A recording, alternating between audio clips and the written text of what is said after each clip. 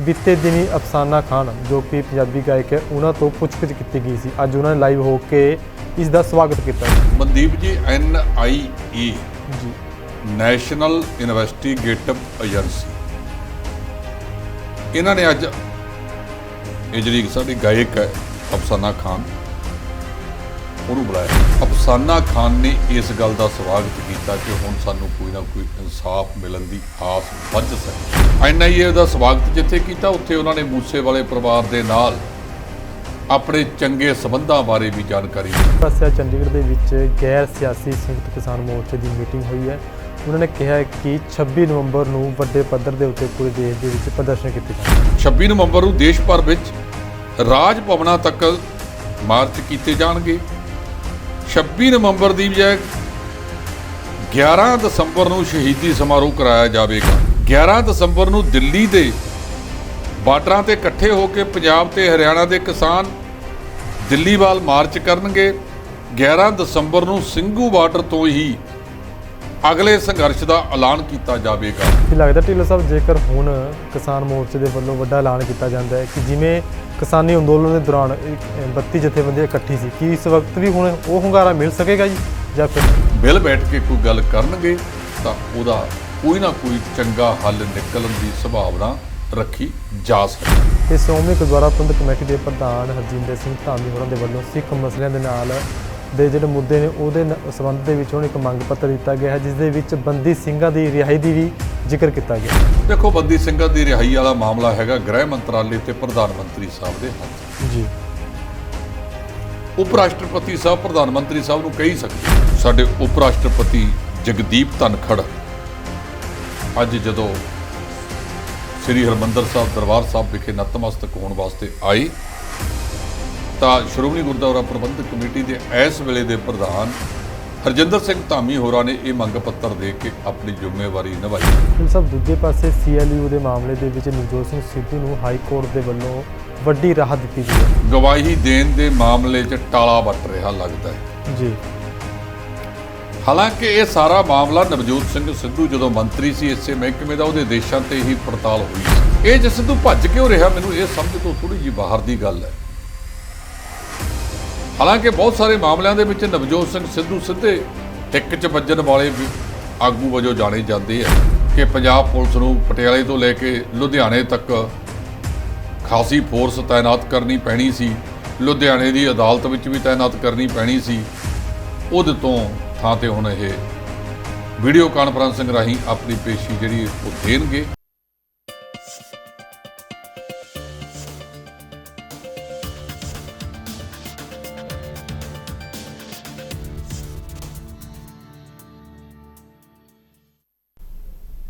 ਸਤਿ ਸ਼੍ਰੀ ਅਕਾਲ ਜੀ, ਤੁਸੀਂ ਵੇਖ ਰਹੇ ਹੋ D5 ਚੈਨਲ ਪੰਜਾਬੀ ਤੇ ਮੈਂ ਹਾਂ ਮਨਦੀਪ ਸਿੰਘ ਬੱਲੋਪਰ ਲੈ ਕੇ ਹਾਜ਼ਰ ਹਾਂ ਪ੍ਰੋਗਰਾਮ ਇੱਕ ਮੇਰੀ ਵੀ ਸੁਣੋ। ਇਸ ਪ੍ਰੋਗਰਾਮ ਦੇ ਵਿੱਚ ਅਸੀਂ ਦਿਨ ਭਰ ਦੀਆਂ ਪ੍ਰਮੁੱਖ ਤੇ ਵੱਡੀਆਂ ਖਬਰਾਂ ਦੇ ਉੱਤੇ ਚਰਚਾ ਕਰਦੇ ਹਾਂ ਤੇ ਸਭ ਤੋਂ ਪਹਿਲਾਂ ਸਵਾਗਤ ਕਰ ਲੈਂਦੇ ਸਾਡੇ D5 ਚੈਨਲ ਪੰਜਾਬੀ ਦੇ ਸੀਨੀਅਰ ਐਡੀਟਰ ਜਸਪਾਲ ਸਿੰਘ ਢਿੱਲੋਂ ਜੀ ਹੋਰਾਂ ਦਾ। ਢਿੱਲੋਂ ਸਾਹਿਬ ਬਹੁਤ ਸਵਾਗਤ ਹੈ। ਸ਼ੁਕਰੀਆ ਜੀ, ਬਹੁਤ ਬਹੁਤ ਮਿਹਰਬਾਨੀ ਜੀ। ਢਿੱਲੋਂ ਸਾਹਿਬ ਸਿੱਧੂ ਮੂਸੇਵਾਲੇ ਦੇ ਕਤਲ ਦੇ ਮਾਮਲੇ ਦੇ ਵਿੱਚ ਇਹ NAI ਦੇ ਵੱਲੋਂ बीते दिनी अफसाना खान जो कि पंजाबी गायक है उन्होंने तो पुछगिछ की गई सी। अज उन्होंने लाइव होके इसका स्वागत किया जी। मनदीप जी NIA जी नैशनल इन्वेस्टिगेटिव एजेंसी इन्होंने अज ये जी साडी गायक है अफसाना खान उन्होंने बुलाया गया, उन्होंने पूछा गया। 5 घंटे के करीब उहदे नाल पुछगिछ की गई। लेकिन ਅੱਜ ਸਵੇਰ ਤੋਂ ਕਈ ਤਰ੍ਹਾਂ ਦਾ ਅਫਵਾਹਾਂ ਦਾ ਦੌਰ ਚੱਲ ਰਿਹਾ ਸੀ ਕਿ ਅਫਸਾਨਾ ਨੂੰ ਪਤਾ ਨਹੀਂ ਕੀ ਪੁੱਛ ਲਿਆ, ਆਹ ਕਰ ਲਿਆ, ਫਲਾਨਾ ਕਰ ਲਿਆ, ਟਿਪਕਾ ਕਰ ਲਿਆ। ਕੋਈ ਕਹਿੰਦਾ ਸੀ ਬੰਬੀਹੇ ਗਰੁੱਪ ਬਾਰੇ ਪੁੱਛਿਆ ਜਾ ਰਿਹਾ, ਕੋਈ ਕੁਛ ਪੁੱਛਿਆ ਜਾ ਰਿਹਾ, ਕੋਈ ਕੁਛ। ਜਿਹੜੀ NIA ਹੁੰਦੀ ਹੈ ਨੈਸ਼ਨਲ ਇਨਵੈਸਟੀਗੇਟਿਵ ਏਜੰਸੀ ਜੀ, ਅਫਸਾਨਾ ਖਾਨ ਨੇ ਇਸ ਗੱਲ ਦਾ ਸਵਾਗਤ ਕੀਤਾ ਕਿ ਹੁਣ ਸਾਨੂੰ ਕੋਈ ਨਾ ਕੋਈ ਇਨਸਾਫ ਮਿਲਣ ਦੀ ਆਸ ਵੱਧ ਸਕਦੀ ਹੈ क्योंकि पिछले लंबे समय तो 29 मई का यह कतल होया है। जिन्हां लोगों के नाम विच बोलते हैं वो तो पुलिस की हिरासत चों भज रहे ने। अफसाना खान ने कहा कि 5 घंटे मेरे नाल पुछगिछ कीती ते उन्हां दे अधिकारियों का व्यवहार बहुत ही शलाघा वाला सी। उन्होंने मेरे नाल बहुत वधिया तरीके दे नाल ਪੁੱਛ ਪੜਤਾਲ ਕੀਤੀ ਹੈ ਔਰ ਸਾਨੂੰ ਲੱਗਦਾ ਕਿ ਇਸ ਮਾਮਲੇ 'ਚ ਹੁਣ ਇਹ ਕਿਸੇ ਪਾਸੇ ਲੱਗੇਗੀ। ਜੀ ਹੁਣ ਤੱਕ ਇਹ ਜਾਂਚ ਕਿਸੇ ਪਾਸੇ ਲੱਗਦੀ ਨਜ਼ਰ ਨਹੀਂ ਸੀ ਆ ਰਹੀ।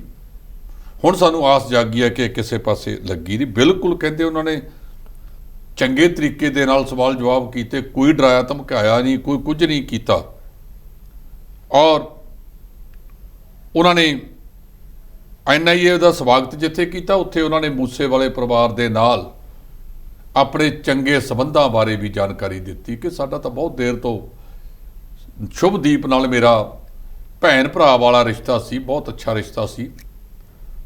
ਸਾਡੇ ਇੱਥੇ ਅਨੇਕਾਂ ਕਿਸਮ ਦੇ ਸਵਾਲ ਉੱਠ ਖੜਦੇ ਨੇ ਪਰ ਅਫਸਾਨਾ ਖਾਨ ਨੇ ਇਹਨਾਂ ਸਾਰੀਆਂ ਗੱਲਾਂ ਤੋਂ ਪਾਸੇ ਹੁੰਦੇ ਉਹਨਾਂ ਨੇ ਕਿਹਾ ਕਿ ਬਹੁਤ ਵਧੀਆ ਤਰੀਕੇ ਦੇ ਨਾਲ NIA ਵੱਲੋਂ ਪੁੱਛਗਿੱਛ ਕੀਤੀ ਗਈ ਹੈ ਔਰ ਸਾਨੂੰ ਉਮੀਦ ਰੱਖਣੀ ਚਾਹੀਦੀ ਹੈ ਕਿ ਮਾਮਲਾ ਕਿਸੇ ਨਾ ਕਿਸੇ ਪਾਸੇ ਹੁਣ ਲੱਗੇਗਾ। ਜੀ ਢਿੱਲੋਂ ਸਾਹਿਬ, ਦੂਜੇ ਪਾਸੇ ਚੰਡੀਗੜ੍ਹ ਦੇ ਵਿੱਚ ਗੈਰ ਸਿਆਸੀ ਸੰਯੁਕਤ ਕਿਸਾਨ ਮੋਰਚੇ ਦੀ ਮੀਟਿੰਗ ਹੋਈ ਹੈ। ਉਹਨਾਂ ਨੇ ਕਿਹਾ ਕਿ 26 ਨਵੰਬਰ ਨੂੰ ਵੱਡੇ ਪੱਧਰ ਦੇ ਉੱਤੇ ਪੂਰੇ ਦੇਸ਼ ਦੇ ਵਿੱਚ ਪ੍ਰਦਰਸ਼ਨ ਕੀਤੇ ਜਾਣਗੇ। ਬਿਲਕੁਲ, ਕਿਉਂਕਿ 26 ਨਵੰਬਰ ਨੂੰ ਇਹ ਪਹਿਲੀ ਵਾਰ ਉੱਥੇ ਗਏ ਸੀ ਜੀ। ਇਹਨਾਂ ਨੇ 2020 ਦੇ ਵਿੱਚ 26 ਤੇ 27 ਨਵੰਬਰ 2 ਦਿਨ ਉੱਥੇ ਰੁਕਣਾ ਸੀ। 2 ਦਿਨ ਰੁਕਣ ਤੋਂ ਬਾਅਦ ਇਹਨਾਂ ਨੇ ਉੱਥੇ ਮਾਰਚ ਕਰਕੇ ਵਾਪਸ ਆ ਜਾਣਾ ਸੀ। ਸਭ ਤੋਂ ਪਹਿਲਾਂ ਮਨੋਹਰ ਲਾਲ ਖੱਟੜ ਨੇ ਇਹਨਾਂ ਤੇ ਜਲ ਤੋਪਾਂ ਚਲਾਈਆਂ। ਜੀ ਤੁਹਾਨੂੰ ਪਤਾ ਹੈ ਕਿ ਮਤਲਬ ਇਹ ਲੋਕ, ਇਹ ਕਿਸਾਨ, ਇਹਨਾਂ ਨੂੰ ਕਦੇ ਪੰਜਾਬੀ, ਖਾਸ ਕਰ ਸਾਰੇ ਅਸੀਂ ਜਿਹੜੇ ਹਰਿਆਣੇ ਵਾਲੇ ਉਹ ਵੀ ਤਾਂ ਪੰਜਾਬੀ ਹੋਈ ਆ, ਪੁਰਾਣਾ ਪੰਜਾਬ ਸੀ ਇਕੱਠਾ। ਜੀ ਇਹ ਲੋਕ ਦਵਾਈ ਨਹੀਂ ਦਵਾਈ ਜਾ ਸਕਦੇ, ਪਿਆਰ ਨਾਲ ਭਾਵੇਂ ਇਹਨਾਂ ਦੀ ਜਿੱਦ ਕੱਢ ਲਓ। ਸੋ ਇਹ ਆਪਣੇ ਆਪ ਦੇ ਵਿੱਚ ਅਹਿਮ ਹੈ। ਉਹਨਾਂ ਨੇ ਜਿਹੜਾ ਪ੍ਰੋਗਰਾਮ ਬਣਾਇਆ, ਜਿਹੜਾ ਗੈਰ ਰਾਜਨੀਤਿਕ ਸੰਯੁਕਤ ਮੋਰਚਾ ਹੈ, ਉਹ ਕਹਿੰਦੇ ਕਿ 26 ਨਵੰਬਰ ਨੂੰ ਦੇਸ਼ ਭਰ ਵਿੱਚ ਅੰਦੋਲਨ ਕੀਤਾ ਜਾਵੇਗਾ ਕਿਉਂਕਿ ਇਹਦੇ 2 ਸਾਲ ਮੁਕੰਮਲ ਹੋ ਜਾਣਗੇ। ਜੀ ਦੂਜਾ ਕਹਿੰਦੇ ਕਿ 26 ਨਵੰਬਰ ਨੂੰ ਦੇਸ਼ ਭਰ ਵਿੱਚ ਰਾਜ ਭਵਨਾਂ ਤੱਕ ਮਾਰਚ ਕੀਤੇ ਜਾਣਗੇ। 26 ਨਵੰਬਰ ਦੀ ਬਜਾਏ 11 ਦਸੰਬਰ ਨੂੰ ਸ਼ਹੀਦੀ ਸਮਾਰੋਹ ਕਰਾਇਆ ਜਾਵੇਗਾ। 11 ਦਸੰਬਰ ਨੂੰ ਦਿੱਲੀ ਦੇ ਬਾਰਡਰਾਂ ਤੇ ਇਕੱਠੇ ਹੋ ਕੇ ਪੰਜਾਬ ਤੇ ਹਰਿਆਣਾ ਦੇ ਕਿਸਾਨ ਦਿੱਲੀ ਵੱਲ ਮਾਰਚ ਕਰਨਗੇ। 11 ਦਸੰਬਰ ਨੂੰ ਸਿੰਘੂ ਬਾਰਡਰ ਤੋਂ ਹੀ ਅਗਲੇ ਸੰਘਰਸ਼ ਦਾ ਐਲਾਨ ਕੀਤਾ ਜਾਵੇਗਾ ਕਿ ਮੰਗਾਂ ਮਨਵਾਉਣ ਵਾਸਤੇ ਅਗਲਾ ਸੰਘਰਸ਼ ਕੀ ਹੋਵੇਗਾ। ਇਸ ਸੰਬੰਧ ਦੇ ਵਿੱਚ ਕਿਉਂਕਿ ਅਜੇ ਤੱਕ ਜਿਹੜਾ ਇਹ ਕਿਸਾਨ ਮੋਰਚਾ ਹੈ, ਇਹ ਘੱਟੋ ਘੱਟ ਸਮਰਥਨ ਮੁੱਲ ਵਾਲੀ ਕਮੇਟੀ ਦਾ ਹਿੱਸਾ ਨਹੀਂ ਬਣਿਆ। ਇਹਨਾਂ ਨੇ ਕੋਈ ਮੈਂਬਰ ਨਹੀਂ ਦਿੱਤਾ। ਹਾਲਾਂਕਿ ਉਹ ਕਮੇਟੀ ਦੇ ਕੁਝ ਮੈਂਬਰ ਕਿਸਾਨ ਆਗੂ ਭੁਪਿੰਦਰ ਸਿੰਘ ਮਾਨ ਹੋਰਾਂ ਨੂੰ ਇੱਥੇ ਆ ਕੇ ਮਿਲ ਕੇ ਵੀ ਗਏ ਨੇ। ਸੋ ਅਸੀਂ ਸਮਝਦੇ ਹਾਂ ਕਿ ਇਹਦੇ 'ਚ ਕਾਫੀ ਹੱਦ ਤੱਕ ਜਿਹੜਾ ਹੈਗਾ ਉਹਨਾਂ ਨੇ ਆਪਣੇ ਐਲਾਨ ਜਿਹੜੇ ਪੁਰਾਣੇ ਸੀ ਉਹ ਕਰ ਦਿੱਤੇ ਹੈ। ਮੋਰਚੇ ਦੀ ਰੂਪਰੇਖਾ ਕੀ ਹੋਵੇਗੀ ਇਹਦਾ ਅਗਲੇ ਦਿਨਾਂ ਦੇ ਵਿੱਚ ਉਹ ਐਲਾਨ ਕਰਨਗੇ।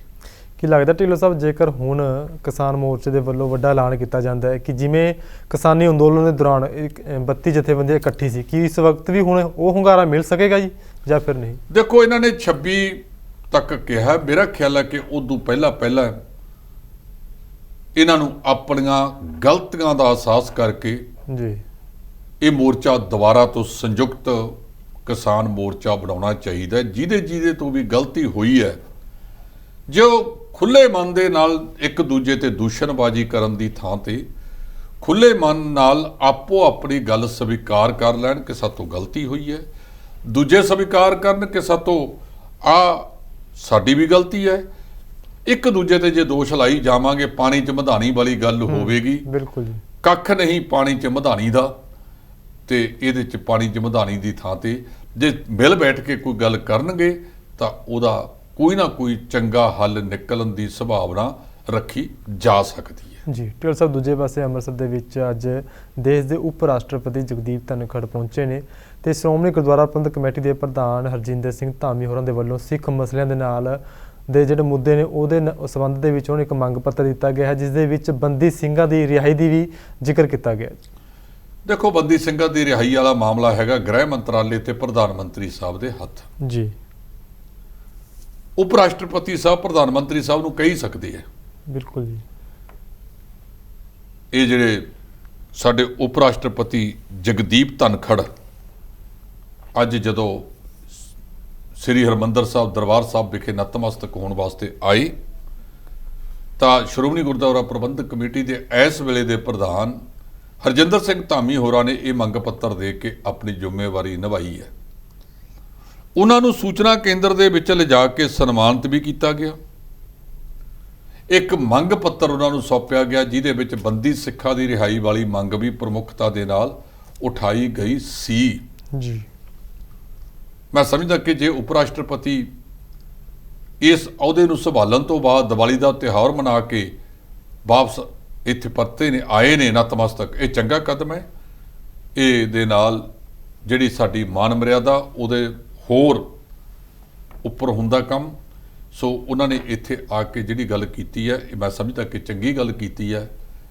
ਔਰ ਜਿਹੜਾ ਸ਼੍ਰੋਮਣੀ ਗੁਰਦੁਆਰਾ ਪ੍ਰਬੰਧਕ ਕਮੇਟੀ ਨੇ ਵੀ ਉਹਨਾਂ ਨੂੰ ਮੰਗ ਪੱਤਰ ਸੌਂਪਿਆ, ਉਹਨਾਂ ਨੇ ਬਿਲਕੁਲ ਆਪਣੀ ਜ਼ਿੰਮੇਵਾਰੀ ਨਿਭਾਈ ਹੈ।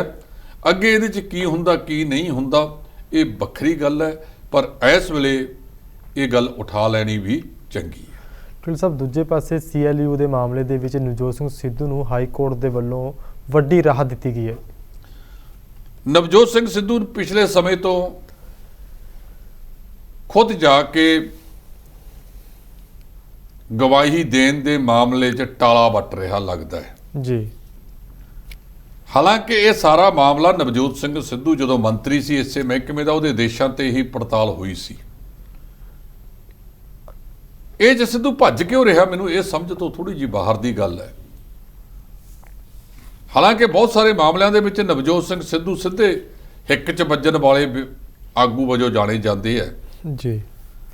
ਪਰ ਉਹ ਬਾਰ-ਬਾਰ ਇਹੋ ਹੀ ਕਹਿ ਰਿਹਾ ਕਿ ਮੇਰੀ ਪੇਸ਼ੀ ਜਿਹੜੀ ਆ ਉਹ ਵੀਡੀਓ ਕਾਨਫਰੰਸਿੰਗ ਰਾਹੀਂ ਕਰਾ ਲਈ ਜਾਵੇ। ਕਿਤੇ ਇਹ ਤਾਂ ਨਹੀਂ ਕਿ ਅਦਾਲਤ ਦੇ ਵਿੱਚ ਜਦੋਂ ਉਹ ਜਾਣਗੇ ਉੱਥੇ DSP ਬਲਵਿੰਦਰ ਸਿੰਘ ਸੇਖੋਂ ਵੀ ਹੋਵੇਗਾ, ਇਹਦੇ ਭਾਰਤ ਭੂਸ਼ਣ ਆਸ਼ੂ ਦੇ ਵਕੀਲ ਸਾਹਿਬਾਨਾਂ ਨਾਲ ਵੀ ਵਾਹ ਪਵੇਗਾ। ਹੁਣ ਜੇ ਉਹਨਾਂ ਦੀ ਪੇਸ਼ੀ 28 ਅਕਤੂਬਰ ਨੂੰ ਜਿਹੜੀ ਹੋਣੀ ਹੈ, ਉਹ ਕਹਿੰਦੇ ਕਿ ਸਿਰਫ ਤੇ ਸਿਰਫ ਵੀਡੀਓ ਕਾਨਫਰੰਸਿੰਗ ਰਾਹੀਂ ਕਰੀ ਜਾ ਰਹੀ ਹੈ। ਹਾਈ ਕੋਰਟ ਨੇ ਜਿਹੜੀ ਉਹਦੀ ਪਲੀਜ਼ ਸੀ, ਕਦੇ ਪਿਛਲੇ ਪਾਸੇ ਜਦੋਂ ਜਾਣਾ ਸੀ ਸਾਰੀਆਂ ਤਿਆਰੀਆਂ ਕਰ ਲਈਆਂ ਗਈਆਂ। ਇੱਕ ਚੀਜ਼ ਤਾਂ ਚੰਗੀ ਹੈ ਕਿ ਪੰਜਾਬ ਪੁਲਿਸ ਨੂੰ ਪਟਿਆਲੇ ਤੋਂ ਲੈ ਕੇ ਲੁਧਿਆਣੇ ਤੱਕ ਖਾਸੀ ਫੋਰਸ ਤਾਇਨਾਤ ਕਰਨੀ ਪੈਣੀ ਸੀ, ਲੁਧਿਆਣੇ ਦੀ ਅਦਾਲਤ ਵਿੱਚ ਵੀ ਤਾਇਨਾਤ ਕਰਨੀ ਪੈਣੀ ਸੀ। ਉਹਦੇ ਤੋਂ ਥਾਂ ਤੇ ਹੁਣ ਇਹ ਵੀਡੀਓ ਕਾਨਫਰੰਸਿੰਗ ਰਾਹੀਂ ਆਪਣੀ ਪੇਸ਼ੀ ਜਿਹੜੀ ਉਹ ਦੇਣਗੇ। ਲੇਕਿਨ ਇਹ ਪੇਸ਼ੀ ਸਾਰਿਆਂ ਦੇ ਧਿਆਨ 'ਚ ਹੋਏਗੀ 28 ਅਕਤੂਬਰ ਵਾਲੇ ਦਿਨ, ਮੇਰੇ ਖਿਆਲ ਪਰਸੋਂ ਹੀ ਹੈ ਜੀ। ਤੇ ਉਸ ਦਿਨ ਨਵਜੋਤ ਸਿੰਘ ਸਿੱਧੂ ਇਸ ਮਾਮਲੇ ਦੇ ਵਿੱਚ ਕਿਹੜੀ ਗੱਲ ਕਰਦੇ ਆ, ਇਹਦੇ ਤੇ ਸਾਰੀਆਂ ਦੀਆਂ ਨਜ਼ਰਾਂ ਬਣੀਆਂ ਰਹਿਣਗੀਆਂ। ਕਿਤੇ ਨਾ ਕਿਤੇ ਨਵਜੋਤ ਸਿੰਘ ਸਿੱਧੂ ਹੋਰਾਂ ਤੇ ਹਾਈ ਕਮਾਂਡ ਦਾ ਦਬਾਅ ਤਾਂ ਨਹੀਂ ਹੈ ਜੀ? ਨਹੀਂ, ਜਿਹੜਾ ਦੇਖੋ ਪੇਸ਼ੀ ਤਾਂ ਉਹਨੂੰ ਕਰਨੀਓ ਪੈਣੀ ਸੀ। ਜਦੋਂ ਇੱਕ ਮਾਮਲਾ ਹੋ ਗਿਆ, ਮਹਿਕਮਾ ਇਹਦੇ ਕੋਲ ਸੀ, ਫਾਈਲ ਇਹਦੇ ਹੁਕਮਾਂ ਨਾਲ ਗਈ, ਉਹਦੀ ਅਸਲੀਅਤ ਕੀ ਸੀ ਇਹਦੇ ਬਾਰੇ ਤਾਂ ਇਹਨੂੰ ਅੱਜ ਦੱਸ ਦੇ ਕੱਲ੍ਹ ਨੂੰ ਦੱਸ ਦੇ, ਤੇ ਉਹ ਤਾਂ ਦੱਸਣੀ ਪਊਗੀ। ਇਸ ਕਰਕੇ ਇਹਦੇ ਤੋਂ ਟਾਲਾ ਨਹੀਂ ਵੱਟਣਾ ਚਾਹੀਦਾ, ਸਮਾਂ ਦੀ ਅਸਲੀਅਤ ਅਦਾਲਤ ਦੇ ਸਾਹਮਣੇ ਰੱਖਣੀ ਚਾਹੀਦੀ ਹੈ। ਜੀ। ਸਰ, ਦੂਜੇ ਪਾਸੇ ਹਿਮਾਚਲ ਚੋਣਾਂ ਦੇ ਵਿੱਚ ਪੂਰਾ ਦੰਗਲ ਭਖਿਆ ਹੋਇਆ ਤੇ ਹੁਣ ਭਾਜਪਾ ਨੇ ਅਖੀਰਲੇ ਦਿਨ ਜਿਹਦੇ ਨਾਮਜ਼ਦਗੀਆਂ ਭਰਨੀਆਂ ਸੀ, ਉਹਦੇ ਅਖੀਰਲੇ ਦਿਨ ਭਾਜਪਾ ਨੇ ਕੁੱਲੂ ਸਦਰ ਦੇ ਜਿਹੜਾ ਉਮੀਦਵਾਰ ਸੀ ਉਹ ਬਦਲ ਦਿੱਤਾ ਹੈ। ਬਿਲਕੁਲ ਜੀ, ਭਾਰਤੀ ਜਨਤਾ ਪਾਰਟੀ ਨੇ ਆਪਦਾ ਭਾਜਪਾ ਉਮੀਦਵਾਰ ਦੇ ਪੁੱਤਰ ਨੇ ਪਾਰਟੀ ਦੇ ਫੈਸਲੇ ਤੋਂ ਨਾਖੁਸ਼ੀ ਜ਼ਾਹਰ ਕੀਤੀ ਸੀ। ਬੰਜਰ ਸੀਟ ਤੋਂ ਆਜ਼ਾਦ ਉਮੀਦਵਾਰ ਵਜੋਂ ਦਖਲ ਕਰਤੇ ਸੀ। ਉਹਨਾਂ ਨੇ ਦੱਸਿਆ ਕਿ ਨਰੋਤਮ ਠਾਕਰ ਜੋ ਸੇਵਾ ਮੁਕਤ ਅਧਿਆਪਕ ਹਨ ਜੀ ਨੂੰ ਮਹੇਸ਼ਵਰ ਸਿੰਘ ਦੀ ਥਾਂ ਤੇ ਭਾਜਪਾ ਉਮੀਦਵਾਰ ਵਜੋਂ ਕਾਗਜ਼ ਦਾਖਲ ਕੀਤੇ। ਦੁਪਹਿਰ 1 ਵਜੇ ਤੱਕ ਸਪਸ਼ਟ ਨਹੀਂ ਸੀ ਕਿ ਨਾਮਜ਼ਦਗੀ ਕੌਣ ਦਾਖਲ ਕਰੇਗਾ। ਭਾਜਪਾ ਨੇ ਹਤੇਸ਼ਵਰ ਵੱਲੋਂ ਆਜ਼ਾਦ ਉਮੀਦਵਾਰ ਵਜੋਂ ਨਾਮਜ਼ਦ ਦਾਖਲ ਕੀਤੇ ਜਾਣ ਮਗਰੋਂ ਉਸ ਦੇ ਪਿਤਾ ਮਹੇਸ਼ਵਰ ਸਿੰਘ ਦੀ ਟਿਕਟ ਰੱਦ ਕਰ ਦਿੱਤੀ ਸੀ। ਮਹੇਸ਼ਵਰ ਸਿੰਘ ਨੇ ਭਾਜਪਾ ਵੱਲੋਂ ਕੁੱਲੂ ਸਦਰ ਤੋਂ ਉਮੀਦਵਾਰ ਐਲਾਨੇ ਜਾਣ ਤੋਂ ਬਾਅਦ 21 ਅਕਤੂਬਰ ਨੂੰ ਨਾਮਜ਼ਦਗੀ ਦਾਖਲ ਕਰਤੀ ਸੀ, ਪਰ ਉਸ ਨੂੰ ਇਸ ਸੰਬੰਧੀ ਅਧਿਕਾਰਤ ਚਿੱਠੀ ਜਿਹੜੀ ਉਹ ਦਿੰਦੇ ਆ ਨਾ ਕਿ ਲੈਟਰ ਪੈਡ ਦੇ ਉੱਤੇ ਕਿ ਇਹ ਸਾਡਾ ਉਮੀਦਵਾਰ ਹੈ, ਜੀ ਉਹ ਨਹੀਂ ਸੀ ਦਿੱਤੀ। ਭਾਜਪਾ ਆਗੂ ਰਾਮ ਸਿੰਘ ਨੇ ਕੁੱਲੂ ਸਦਰ ਤੋਂ ਆਜ਼ਾਦ ਉਮੀਦਵਾਰ ਵਜੋਂ ਦਾਖਲ ਕੀਤੇ ਹਨ। ਉਹ ਭਾਜਪਾ ਦਾ ਸੂਬਾਈ ਮੀਤ ਪ੍ਰਧਾਨ ਦੱਸਿਆ ਜਾਂਦਾ ਹੈ। ਜੀ ਜੀ ਢਿੱਲੋਂ ਸਾਹਿਬ, ਦੂਜੇ ਪਾਸੇ ਸ਼੍ਰੋਮਣੀ ਗੁਰਦੁਆਰਾ ਪ੍ਰਬੰਧਕ ਕਮੇਟੀ ਚੋਣਾਂ ਨੂੰ ਲੈ ਕੇ ਸ਼੍ਰੋਮਣੀ ਗੁਰਦੁਆਰਾ ਪ੍ਰਬੰਧਕ ਕਮੇਟੀ ਦੇ ਪ੍ਰਧਾਨ ਹਰਜਿੰਦਰ ਸਿੰਘ ਧਾਮੀ ਤੇ ਬੀਬੀ ਜਗੀਰ ਕੌਰ ਆਮੋ ਸਾਹਮਣੇ ਨੇ। ਸੂਤਰਾਂ ਦੇ ਹਵਾਲੇ ਤੋਂ ਇਹ ਵੀ ਜ਼ਿਕਰ ਹੋ ਰਿਹਾ ਹੈ ਕਿ ਸ਼੍ਰੋਮਣੀ ਅਕਾਲੀ ਦਲ ਹਰਜਿੰਦਰ ਸਿੰਘ ਧਾਮੀ ਨੂੰ ਆਪਣਾ ਉਮੀਦਵਾਰ ਐਲਾਨ ਸਕਦਾ ਹੈ। ਦੇਖੋ, ਹੁਣ ਤੱਕ ਤਾਂ ਇਹ ਨਿਰਵਿਵਾਦ ਸੀ। ਜੀ ਬੀਬੀ ਜਗੀਰ ਕੌਰ ਨੇ ਕਈ ਵਾਰ ਕਿਹਾ ਕਿ ਮੈਨੂੰ ਉਮੀਦਵਾਰ ਬਣਾਓ। ਜੀ ਉਹਨਾਂ ਨੇ ਪਾਰਟੀ ਪ੍ਰਧਾਨ ਸੁਖਬੀਰ ਸਿੰਘ ਬਾਦਲ ਨੂੰ ਵੀ ਜਾ ਕੇ ਕਿਹਾ ਕਿ ਮੈਨੂੰ ਉਮੀਦਵਾਰ ਬਣਾਓ, ਜੀ ਪਰ ਉਹਨਾਂ ਨੂੰ ਉਮੀਦਵਾਰ ਪਹਿਲਾਂ ਬਣਾਇਆ ਨਹੀਂ ਗਿਆ ਸੀ। ਬਹੁਤ ਸਾਰੇ ਲੋਕਾਂ ਦੇ ਵਿੱਚ ਇਸ ਗੱਲ ਦਾ ਖਿਆਲ ਹੈ ਕਿ ਇਹ ਜਿਹੜੀ ਸਾਰੀ ਕੜੀ ਪੱਕ ਰਹੀ ਹੈ, ਇਹ ਮਿਲ ਮਿਲਾ ਕੇ ਪੱਕ ਰਹੀ ਹੈ। ਅਸਲੀਅਤ ਤਾਂ ਪਤਾ ਲੱਗੇਗੀ 9 ਨਵੰਬਰ ਨੂੰ ਜਦੋਂ ਚੋਣ ਹੋਣੀ ਹੈ। ਇਸ ਮਾਮਲੇ ਦੇ ਵਿੱਚ ਕੀ ਸੱਚਮੁੱਚ ਬੀਬੀ ਜਗੀਰ ਕੌਰ ਵਿਰੋਧੀ ਧਿਰ ਦੀਆਂ ਵੋਟਾਂ ਜਿਹੜੀਆਂ, ਇਹ ਤਾਂ ਨਹੀਂ ਕਿਤੇ ਖਦਸ਼ਾ ਕਿ ਇਸ ਵਾਰ ਬਾਦਲ ਦਲ ਤੋਂ ਉਲਟ ਹੋ ਕੇ ਲੋਕ ਵਿਰੋਧੀ ਖੇਮੇ ਵਿੱਚ ਜਾਂਦੇ ਹੋਣ? ਤੇ ਬੀਬੀ ਜਗੀਰ ਕੌਰ ਵੱਲੋਂ ਜ਼ੋਰਦਾਰ ਇਹ ਵੀ ਸ਼ਬਦ ਕਿਹਾ ਜਾ ਰਿਹਾ ਹੈ ਕਿ ਉਹ ਲਿਫਾਫਾ ਸੱਭਿਆਚਾਰ ਵਿੱਚੋਂ ਨਿਕਲਣਾ ਪਸੰਦ ਨਹੀਂ ਕਰਦੇ। ਪਰ ਇਹ ਗੱਲ ਨਾਲ ਬੀਬੀ ਜਗੀਰ ਕੌਰ ਭੁੱਲ ਗਏ ਕਿ ਜਦੋਂ 1998 ਦੇ ਵਿੱਚ ਉਹਨਾਂ ਨੂੰ ਪਹਿਲੀ ਵਾਰ ਪ੍ਰਧਾਨ ਬਣਾਇਆ ਗਿਆ ਸੀ ਪੰਥ ਰਤਨ ਜਥੇਦਾਰ ਗੁਰਚਰਨ ਸਿੰਘ ਟੌਹੜਾ ਦੇ ਮੁਕਾਬਲੇ, ਜਦੋਂ ਵਿਰਾਸਤੇ ਖਾਲਸਾ ਜਿਹੜਾ ਆਨੰਦਪੁਰ ਸਾਹਿਬ ਹੈ, ਇਹਦਾ ਮੇਰਾ ਖਿਆਲ ਹੈ ਕਿ 20 ਜਾਂ 22 ਨਵੰਬਰ ਦੇ ਆਸ-ਪਾਸ ਨੀਂਹ ਪੱਥਰ ਰੱਖਿਆ ਸੀ। ਜੀ ਬੜਾ ਵੱਡਾ ਸਮਾਗਮ ਅਕਾਲੀ ਦਲ ਨੇ ਕੀਤਾ ਸੀ। ਉਸ ਸਮਾਗਮ ਤੇ ਮੰਚ ਤੇ ਸੀਤਾ ਬਾਦਲ ਸਾਹਿਬ ਤੇ ਟੌਹੜਾ ਸਾਹਿਬ ਇਕੱਠੇ, ਜੀ ਪਰ ਉਸ ਵੇਲੇ ਬਿਖਰਾਵੇਂ ਜੱਗ ਜ਼ਾਹਰ ਹੋ ਚੁੱਕੇ ਸਨ। ਉਸ ਵੇਲੇ ਦੇ ਜਥੇਦਾਰ ਭਾਈ ਰਣਜੀਤ ਸਿੰਘ ਨੇ ਇੱਕ ਹੁਕਮਨਾਮਾ ਜਾਰੀ ਕੀਤਾ ਸੀ ਕਿ ਤੁਸੀਂ 1699 ਦੇ ਵਿੱਚ ਖਾਲਸਾ ਪੰਥ ਦੀ ਸਾਜਨਾ ਹੋਈ, ਗੁਰੂ ਸਾਹਿਬ ਨੇ ਖਾਲਸਾ ਪੰਥ ਸਾਜਿਆ, 1999 ਦੀ ਵਿਸਾਖੀ ਨੂੰ ਇਕੱਠੇ ਮਨਾ ਲਓ। ਜੀ ਭਾਵੇਂ ਸਮਾਗਮ ਰਲ ਮਿਲ ਕੇ ਕਰ ਲਓ, ਉਦੋਂ ਬਾਅਦ ਲੜ ਲਿਓ, ਲੇਕਿਨ ਉਸ ਤੋਂ ਪਹਿਲਾਂ ਪੰਥ ਰਤਨ ਜਥੇਦਾਰ ਗੁਰਚਰਨ ਸਿੰਘ ਟੌਹੜਾ ਨੂੰ ਪਾਸੇ ਕਰਕੇ ਬਾਦਲ ਸਾਹਿਬ ਨੇ ਬੀਬੀ ਜਗੀਰ ਕੌਰ ਨੂੰ ਲਿਫਾਫੇ 'ਚੋਂ ਪ੍ਰਧਾਨ ਕੱਢ ਦਿੱਤਾ ਸੀ। ਤੇ ਅੱਜ ਬੀਬੀ ਜੀ ਉਸੇ ਗੱਲ ਦੀ ਵਿਰੋਧਤਾ ਕਰਦੇ ਫਿਰਦੇ ਆ। ਇਸੇ ਕਰਕੇ ਲੋਕਾਂ ਦੇ ਮਨਾਂ 'ਚੋਂ ਥੱਲੇ ਨਹੀਂ ਉਤਰ ਰਿਹਾ ਕਿ ਹੁਣ ਕਿਵੇਂ ਇੱਕ ਦੂਜੇ ਦੇ ਵਿਰੋਧ ਹੋਏ ਨੇ, ਜਾਂ ਇਹ ਕੋਈ ਸਿਆਸੀ ਕੜੀ ਹੈ ਜਿਹੜੀ ਅੰਦਰੋਂ ਅੰਦਰ ਘੁਲ ਰਹੀ ਹੈ। ਇਹਦਾ ਪਤਾ ਅਗਲੇ ਸਮੇਂ ਦੇ ਵਿੱਚ ਲੱਗੇਗਾ। ਪਰ ਉਹਨਾਂ ਨੇ ਕਹਿ ਜ਼ਰੂਰ ਦਿੱਤਾ, ਸਿੱਧੇ ਰੂਪ ਦੇ ਵਿੱਚ ਬੀਬੀ ਜਗੀਰ ਕੌਰ ਵੱਲੋਂ ਦੂਜਿਆਂ ਨਾਲ ਸੰਪਰਕ ਸਾਧਿਆ ਜਾ ਰਿਹਾ ਹੈ। ਇਸ ਵਾਰ ਪਿਛਲੇ ਸਮੇਂ ਤੋਂ ਲੱਗਦਾ ਸੀ ਕਿ ਧਾਮੀ ਸਾਹਿਬ ਦੇ ਵਿਰੁੱਧ ਕਹਿਣ ਨੂੰ ਕੋਈ ਗੱਲਬਾਤ ਹੈ ਨਹੀਂ। ਜੀ ਧਾਮੀ ਸਾਹਿਬ ਨੂੰ ਹੀ ਰੱਖਿਆ ਜਾ ਸਕਦਾ ਸੀ, ਔਰ ਉਹਦਾ ਇੱਕੋ ਹੀ ਤਰੀਕਾ ਹੈ ਕਿ ਜੇ ਬੀਬੀ ਜਗੀਰ ਕੌਰ ਚੋਣ ਲੜ ਲਵੇ, ਹੋ ਸਕਦਾ ਅੰਦਰ ਖਾਤੇ ਬਾਦਲ ਦਲ ਆਪਣੀਆਂ ਵੋਟਾਂ ਬੀਬੀ ਜਗੀਰ ਕੌਰ ਨੂੰ ਪਵਾ ਦੇਵੇ, ਤਾਂ ਅਜਿਹੀ ਸਥਿਤੀ ਦੇ ਵਿੱਚ ਬੀਬੀ ਜਗੀਰ ਕੌਰ ਕੋਲੇ ਬਾਗਡੋਰ ਜਾ ਸਕਦੀ ਹੈ। ਲੇਕਿਨ ਜੇ ਲਿਫਾਫਾ ਸੱਭਿਆਚਾਰ ਚੋਂ ਕੱਢਿਆ ਜਾਂਦਾ ਹੈ ਤਾਂ ਹਰਜਿੰਦਰ ਸਿੰਘ ਧਾਮੀ ਦੇ ਵਿਰੁੱਧ ਬੋਲਣ ਵਾਸਤੇ ਇਹਨਾਂ ਕੋਲੇ ਕੁਝ ਬਚਿਆ ਨਜ਼ਰ ਆ ਨਹੀਂ ਰਿਹਾ। ਜਿੰਨੀ ਕੁ ਸੇਵਾ ਇਸ ਪੰਥ ਦੀ ਇਹਨਾਂ ਨੇ ਕਰਤੀ, ਮੇਰੇ ਸੂਤਰ ਬਹੁਤ ਜ਼ਿੰਮੇਵਾਰੀ ਨਾਲ ਇਹ ਗੱਲ ਕਹਿੰਦੇ ਨੇ ਕਿ ਜਦੋਂ 3 ਮਈ ਵਾਲੇ ਦਿਨ ਜਦਰ ਅਕਾਲ ਤਖਤ ਸਾਹਿਬ ਜਿਹੜੇ ਕਾਰਜਕਾਰੀ ਨੇ ਗਿਆਨੀ ਹਰਪ੍ਰੀਤ ਸਿੰਘ ਨੇ ਕਿਹਾ ਸੀ ਕਿ ਉੱਥੇ YouTube ਚੈਨਲ ਖੋਲੋ, ਜੀ ਔਰ ਉਸ ਦੀ ਥਾਂ ਤੇ ਜਥੇਦਾਰ ਸਾਹਿਬ ਦੀ ਪਾਲਣਾ ਕਰਨ ਦੀ ਥਾਂ ਤੇ ਧਾਮੀ ਸਾਹਿਬ ਨੂੰ ਵੱਡੇ ਘਰ ਦੀ ਪਾਲਣਾ ਜ਼ਿਆਦਾ ਨਜ਼ਰ ਆਈ। ਉਹਨਾਂ ਨੇ ਉਸ ਪਾਸੇ ਵੱਲ ਕਦਮ ਵੀ ਨਹੀਂ ਚੁੱਕਿਆ, ਜਿਹਦੇ ਕਰਕੇ ਇਹ ਲੋਕ ਜਿਹੜੇ ਸ਼੍ਰੋਮਣੀ ਕਮੇਟੀ ਵਾਲੇ ਨੇ, ਉਹਨਾਂ ਨੇ ਜਥੇਦਾਰ ਦੀ ਸਥਿਤੀ ਨੂੰ ਵੀ ਹਾਸੋਹੀਣਾ ਬਣਾ ਕੇ ਰੱਖ ਦਿੱਤਾ। ਜੇ ਉਹ ਨਹੀਂ ਮੰਨਦੇ ਉਹਨੂੰ ਜਥੇਦਾਰ ਸਾਹਿਬ ਦੀ ਗੱਲ, ਤੇ ਦੂਜਾ ਕੋਈ ਕੀ ਮੰਨੇਗਾ? ਜੀ ਕਿਉਂਕਿ ਢਿੱਲੋਂ ਸਾਹਿਬ ਪਿੱਛੇ ਜੇਕਰ ਦੇਖਿਆ ਜਾਵੇ, ਜਿਵੇਂ ਬੀਜੇਪੀ ਪੰਜਾਬ ਦੇ ਵਿੱਚ 2024 ਤੋਂ ਪਹਿਲਾਂ ਸਿਆਸਤ ਦੌਰ ਤੇ ਉੱਤੇ ਮਜ਼ਬੂਤ ਹੋ ਰਹੀ ਹੈ, ਦੂਜੇ ਪਾਸੇ ਉਹ ਧਾਰਮਿਕ ਜਿਹੜਾ ਗਰੁੱਪ ਹੈ ਉਹ ਵੀ ਖੜਾ ਕਰ ਰਹੀ ਹੈ। ਕਿਤੇ ਨਾ ਕਿਤੇ ਲੱਗਦਾ ਕਿ ਕੋਈ ਨਾ ਕੋਈ ਚਾਲ ਵੀ ਹੋ ਸਕਦੀ ਹੈ, ਕਿਉਂਕਿ ਬੀਜੇਪੀ ਦੇ ਜਿਹੜੇ ਮੌਜੂਦਾ ਕਈ ਮੈਂਬਰ ਵੀ ਨੇ, ਜਿਵੇਂ ਸੁਰਜੀਤ ਸਿੰਘ ਗੜੀ ਹੋ ਗਿਆ, ਉਹ ਬੀਜੇਪੀ ਦੇ ਵਿੱਚ ਚਲੇ ਗਏ ਸੀ। ਕਿਤੇ ਨਾ ਕਿਤੇ ਬੀਜੇਪੀ ਵੀ ਚਾਹੇਗੀ ਕਿ ਸ਼੍ਰੋਮਣੀ ਗੁਰਦੁਆਰਾ ਪ੍ਰਬੰਧਕ ਕਮੇਟੀ ਦੇ ਵਿੱਚ ਆਪਣੇ ਪੈਰ ਪਸਾਰੇ ਜਾਣ ਜੀ। ਸ਼੍ਰੋਮਣੀ ਗੁਰਦੁਆਰਾ ਪ੍ਰਬੰਧਕ ਕਮੇਟੀ ਦੇ ਮੈਂਬਰ ਜਿਹੜੇ ਸੁਰਜੀਤ ਸਿੰਘ ਗੜੀ ਦੀ ਤੁਸੀਂ ਗੱਲ ਕਰਦੇ ਹੋ, ਉਹ ਧਾਰਮਿਕ ਘੱਟ ਨੇ, ਰਾਜਸੀ ਆਗੂ ਜ਼ਿਆਦਾ ਨੇ। ਬਿਲਕੁਲ ਜੀ। ਸੋ ਭਾਰਤੀ ਜਨਤਾ ਪਾਰਟੀ ਕਿਸੇ ਵੀ ਤਰੀਕੇ ਨਾਲ ਜਿਹੜੇ ਵੀ ਰਾਜ 'ਚ ਜਾਂਦੀ ਹੈ, ਉੱਥੋਂ ਦੇ ਪੌਣ ਪਾਣੀ ਮੁਤਾਬਕ ਗੱਲ ਕਰਦੀ ਹੈ, ਤੇ ਹੁਣ ਤੱਕ ਉਹਨਾਂ ਨੇ ਅਕਾਲੀ ਦਲ ਦੇ ਨਾਲ ਹੀ ਰਹੇ ਨੇ।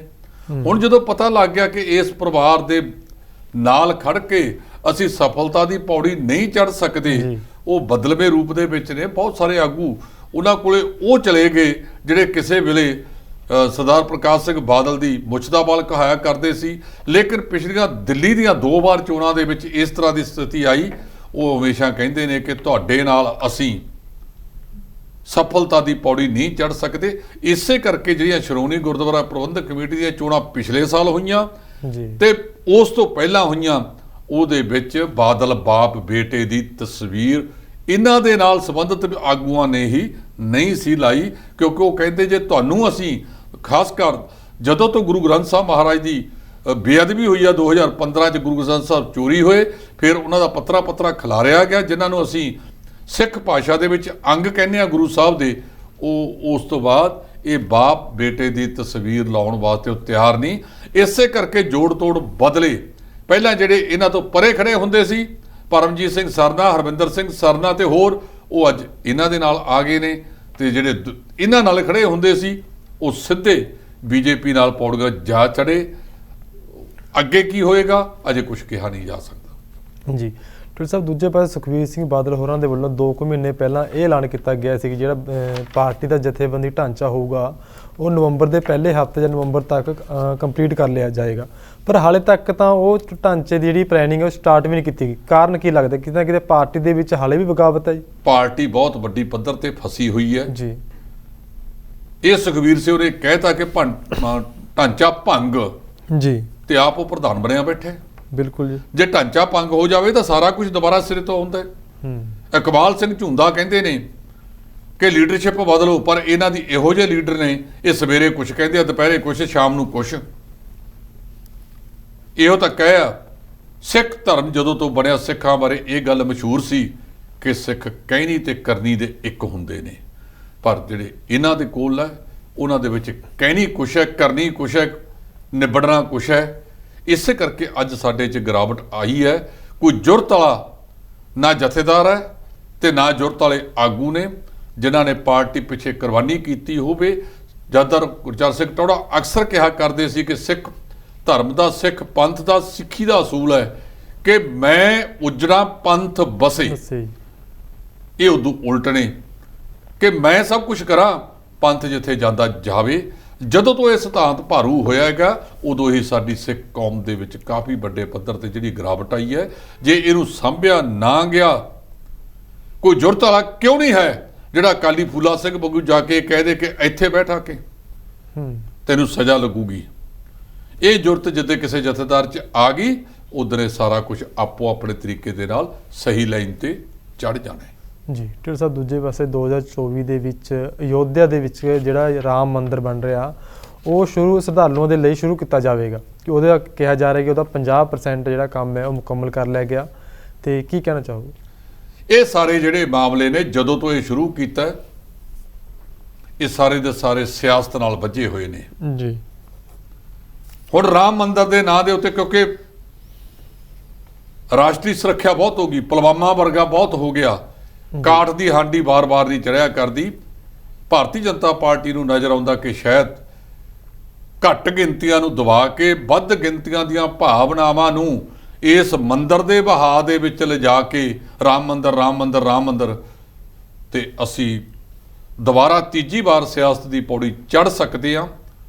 ਮੈਨੂੰ ਨਹੀਂ ਪਤਾ ਇਹਦਾ ਕਿੰਨਾ ਕਲਾਹਾ ਹੋਣਾ ਜਾਂ ਨਹੀਂ ਹੋਣਾ ਹੈ, ਪਰ ਰਾਜ ਕਰਦੀ ਪਾਰਟੀ ਨੂੰ ਇਹ ਪਤਾ ਕਿ ਇਹਦੇ ਤੇ ਲੋਕਾਂ ਦੀਆਂ ਬਹੁ ਗਿਣਤੀ ਵਾਲਿਆਂ ਦੀਆਂ ਭਾਵਨਾਵਾਂ ਨੂੰ ਅਪਣਾ ਕੇ ਇੱਕ ਵਾਰ ਫੇਰ ਕੇਂਦਰ ਵਿੱਚ ਸਰਕਾਰ ਬਣਾਉਣ ਲਈ ਯਤਨਸ਼ੀਲ ਨੇ। ਇਹਦਾ ਕਿੰਨਾ ਕੁ ਸਿਆਸੀ ਤੌਰ ਤੇ ਅਸਰ ਹੋਣਾ ਕੁਝ ਕਹਿ ਨਹੀਂ ਸਕਦੇ।